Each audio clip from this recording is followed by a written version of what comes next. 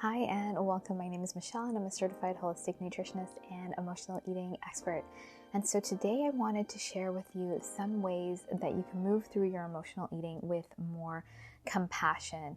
And so, as we recognize and see that we're emotional eaters, we might not just instantly stop. Just because we're aware of our emotional eating pattern, it doesn't mean it goes away, it stops. And I know for me, I had an awareness of my emotional eating for many, many years, but there was no way for me to actually stop the emotional eating because it's such an ingrained pattern. And unless we're working with that deep rooted pattern and shifting it and recognizing it and doing work on it, we tend to be taken over by the pattern, even though we might be really aware of it. And so I was really aware of it because I was going to therapy and I was trying to work through it through talk therapy. And through my journey, I've recognized and realized I have to go deeper and I need to really find the specific triggers and I really need to be aware in the moment.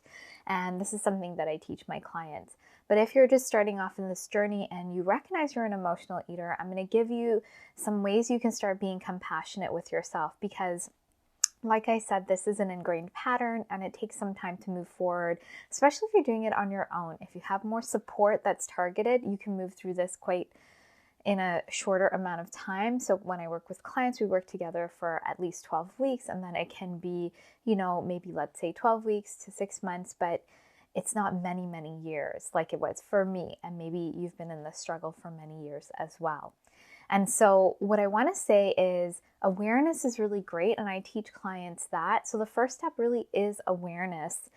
To having more compassion with yourself, recognizing you have a pattern, knowing where it comes from, knowing when it happens. This is really amazing and important to recognize the pattern. And the second step is always the more we recognize the pattern, we're hopeful that we can create more space between doing the pattern and doing the emotional eating and pausing and really seeing what we need in that moment. But what happens when we know we have the pattern, but we still get caught in it? So let's say you're having a bad day and it's just so overwhelming and so overpowering. You emotionally eat, you're eating all of these meals, you don't even taste the food, you're just sort of inhaling the food, and after you feel really badly. So what can you do then? So you might be feeling really badly, you might be feeling like you're in a really low spot, but punishing yourself for days and days and almost allowing yourself to just kind of go down this spiral is not going to help you. We want to learn how to have compassion for ourselves and let go of what happened.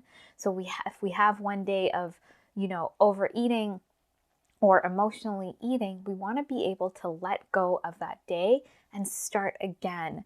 Because the more we hold on to, we're in the pattern, we didn't get any better, the more we're going to just keep being in it and spiraling into, being more out of control. And I know this because this happened to me for many years. It was really hard on myself and I almost couldn't pull myself back because I felt there was something wrong with me. But the more compassion we can have for ourselves and notice this is such a deep pattern that, it happened. Yes, it happened. I'm working on my emotional eating and I'm going to let it go and I'm going to start again.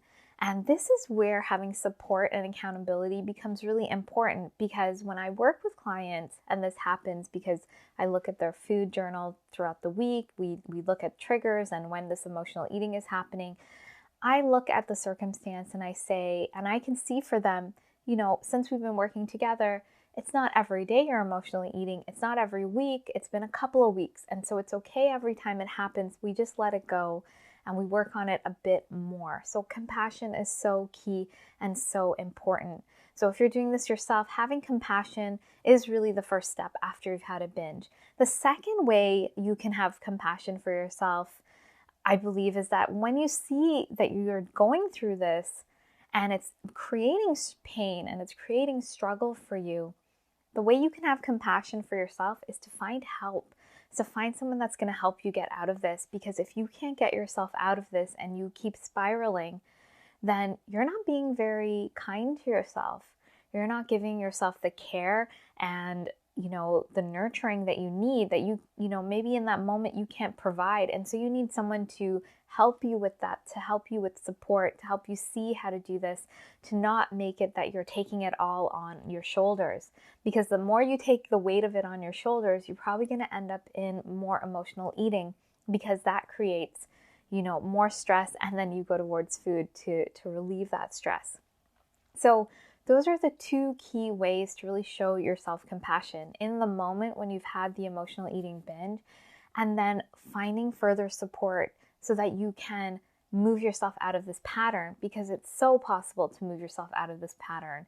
This is not you want to find a compassionate way to move out of these patterns. You don't want a punishing way, a restrictive way, a negative way, because that's what you've probably been doing with trying to restrict food, with dieting, with over-exercising, with kind of, telling yourself you're not really great.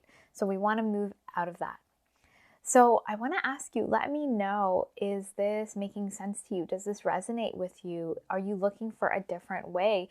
Because the old way is all about punishment and creating contraction and restriction.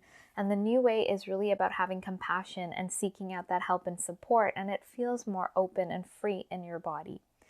So let me know if that makes sense to you. And of course, if you're looking for more support and guidance, this is what we do in the Emotional Eating Evolution program. Part of the program is having compassion for yourself, is learning about yourself, and getting that support and accountability so you're moved through emotional eating. And so if this sounds like something that resonates with you, I would love to invite you to book in an emotional eating assessment call to see if where you're at and where you want to go, if the program can fill the gap. So thank you so much for watching, and I hope you have a great day. And please be sure to like and subscribe, and of course share this if you found it of value. And I look forward to sharing more with you, and I hope you have a great day.